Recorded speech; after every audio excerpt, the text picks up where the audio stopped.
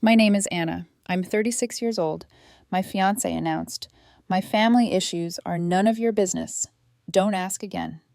I replied, "All right."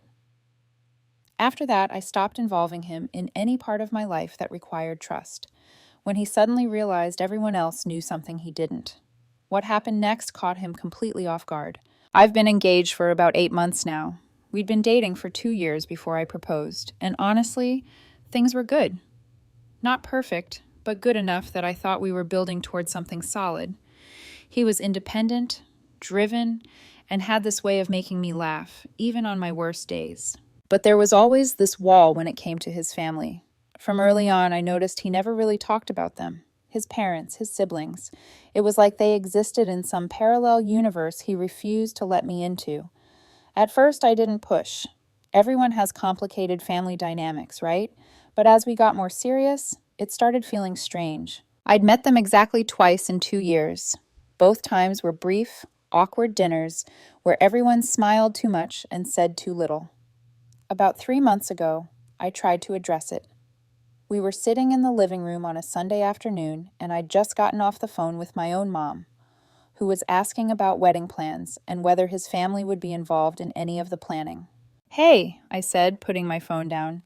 "My mom was asking about your family. She wants to coordinate with your mom about some of the wedding stuff. Should I give her your mom's number, or do you want to handle that?" He looked up from his laptop, and I saw his jaw tighten.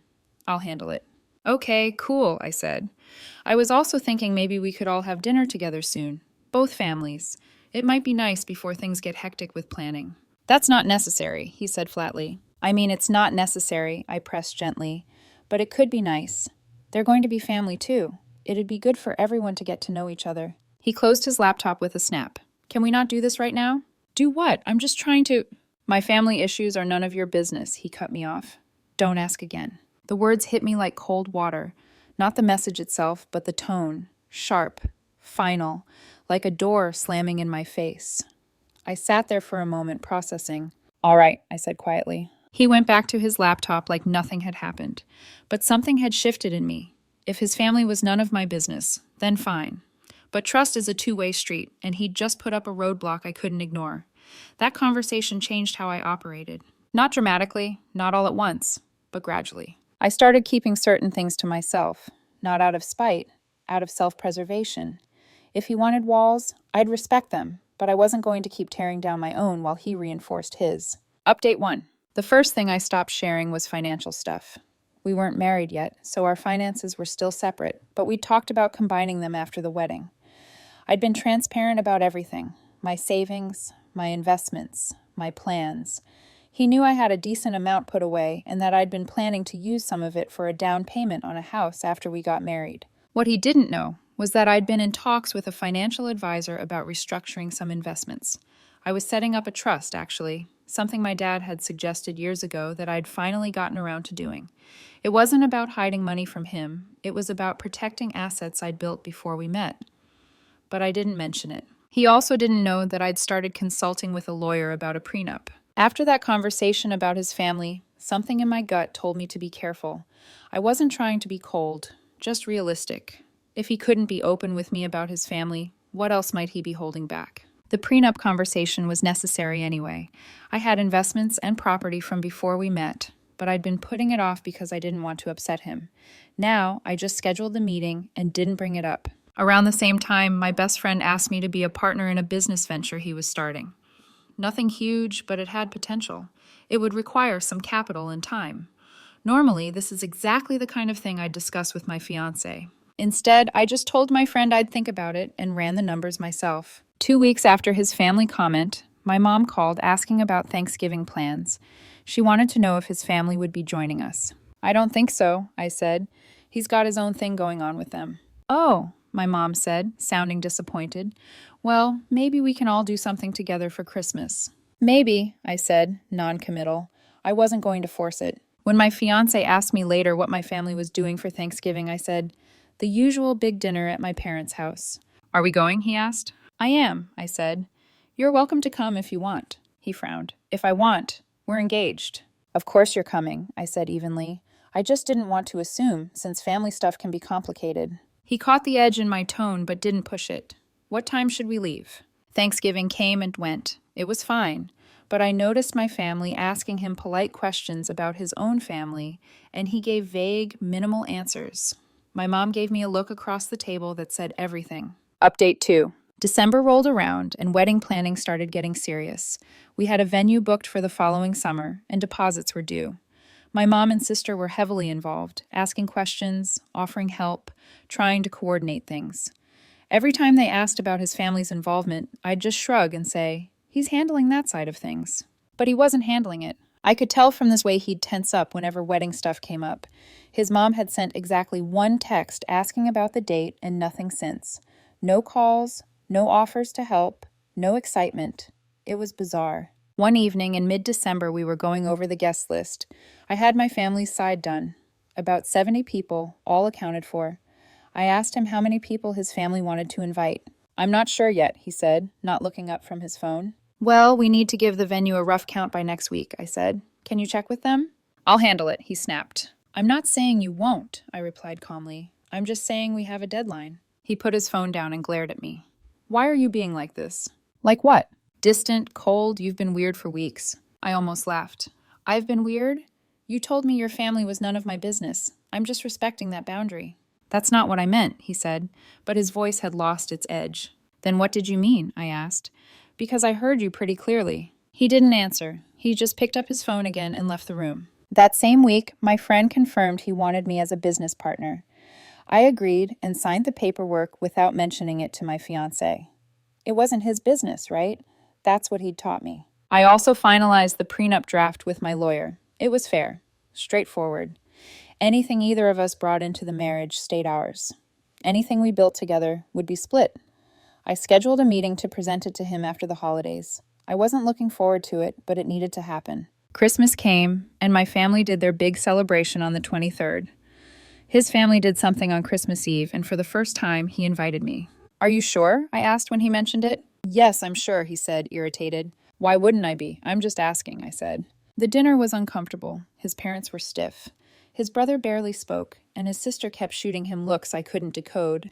There was tension in that house you could cut with a knife. When we left, I didn't ask about it. None of my business, remember? Update 3. January hit, and things started unraveling faster than I expected. My mom called me one afternoon while I was at work. "Hey, sweetie," she said. "I wanted to run something by you. Your aunt was asking whether his family is contributing to any wedding costs." I wasn't sure what to tell her. "Why would his family contribute?" I asked, confused. "Well, traditionally, the groom's family covers certain things," my mom said carefully. "I just wanted to make sure we weren't stepping on any toes or duplicating efforts." "Mom, I don't think his family is contributing anything," I said. There was a pause. "Have you talked to him about that?" "It's none of my business, apparently," I said, more bitterly than I intended. "Anna, you're marrying him. It kind of is your business." "You'd think," I muttered. After that call, my mom, sister, and aunt apparently had a group chat going where they discussed the wedding situation. I wasn't part of it, but my sister let it slip one day when we met for coffee. "So what's the deal with his family?" she asked, point blank. "Honestly, I have no idea," I said. "He won't talk about it." "That's so weird," my sister said. "Like red flag weird." "Tell me about it." "Have you met them?" "Twice, maybe 3 times if you count Christmas." My sister's eyes widened. "You're engaged to someone whose family you've barely met." "Apparently," I said, feeling defensive, even though I agreed with her. She sipped her coffee, thinking. "Do you think there's something actually wrong? Like abuse or something?" "I don't know," I admitted. "He won't tell me anything. I tried asking, and he shut me down hard." "So what are you going to do?" "Honestly, I'm protecting myself," I said. "I'm getting a prenup drawn up, and I'm not making any more big decisions that involve him until I know what I'm actually walking into." My sister nodded slowly. Smart, sad, but smart. That conversation stayed with me. It was one thing for me to have doubts, but hearing someone else validate them made it real. A few days later, the business partnership with my friend became official. We had a small celebration dinner with a few other investors and partners. I didn't invite my fiancé. When he asked where I'd been that night, I said I'd had dinner with some friends. "Which friends?" he asked. "Just some people from way back," I said vaguely. He looked at me suspiciously, but didn't press. The following week, I had the prenup conversation. I'd been dreading it, but it needed to happen. We were sitting at the kitchen table after dinner. I pulled out the folder and slid it across to him. "What's this?" he asked. A prenup, I said. I had my lawyer draw it up. It's pretty standard, just protects what we each brought into the marriage. His face went pale as he read. You're seriously asking me to sign a prenup? Yes, I said calmly. It's not about trust, it's just practical. It's absolutely about trust, he shouted. You don't trust me. Do you trust me? I asked quietly. That stopped him.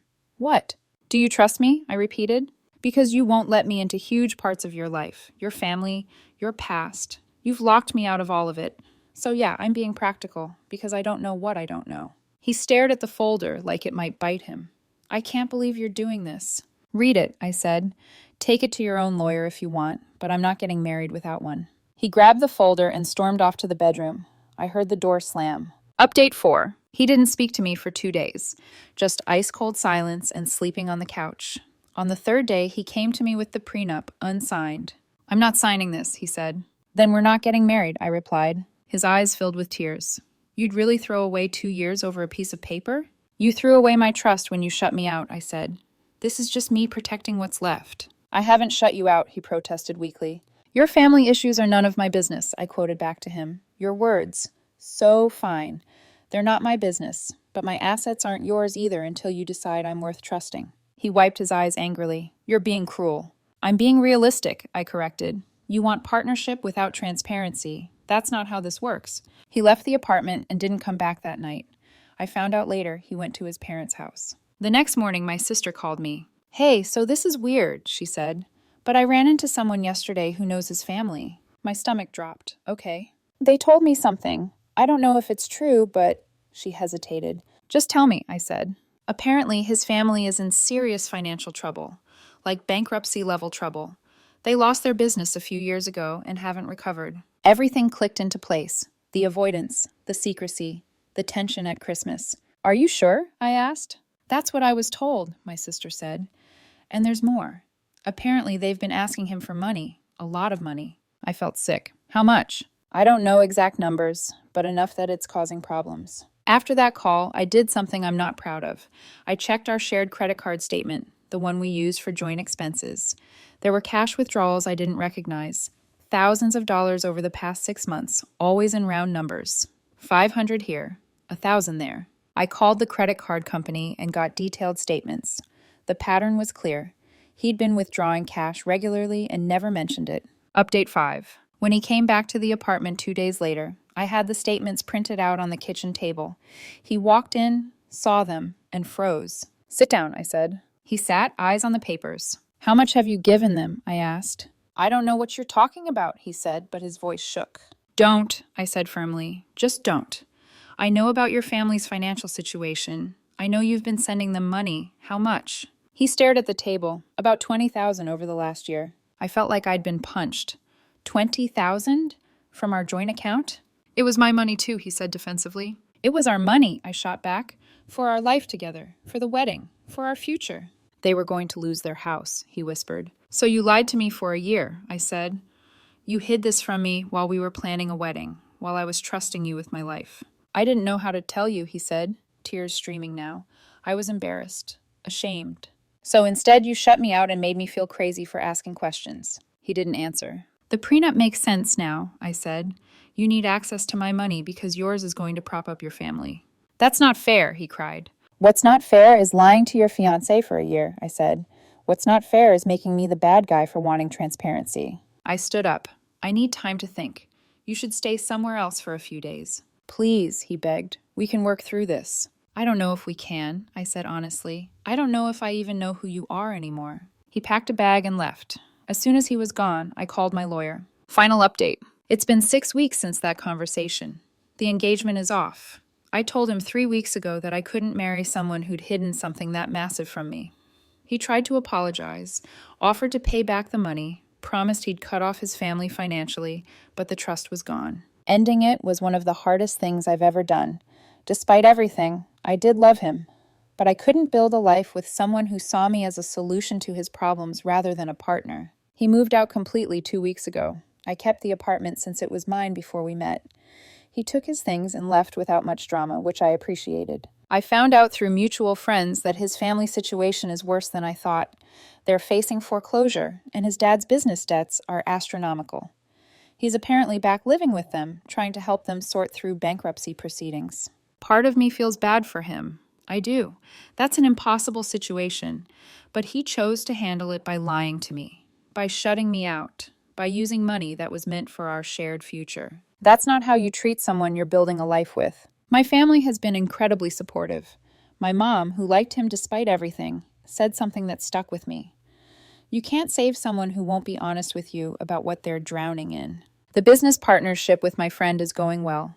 The prenup situation taught me a valuable lesson about protecting myself and being clear about boundaries from the start. As for dating again, I'm not ready yet. This whole thing left me more cautious than I'd like to admit, but I know what I won't accept now.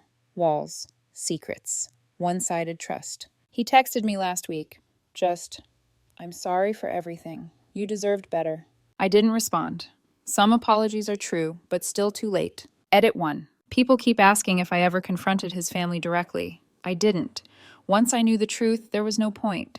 Their financial problems weren't my responsibility, and getting involved would have just complicated an already messy situation. Edit 2. The $20,000 wasn't the full amount from the joint account. We'd both contributed to it, and technically, about half was money he'd earned, but the deception was the issue, not the money itself. Though losing 10 grand I'd contributed to what I thought was our future definitely stung. Edit 3. Someone asked if he ever signed the prenup. No. Once the truth came out, we never got back to that conversation. The engagement ended before it became relevant.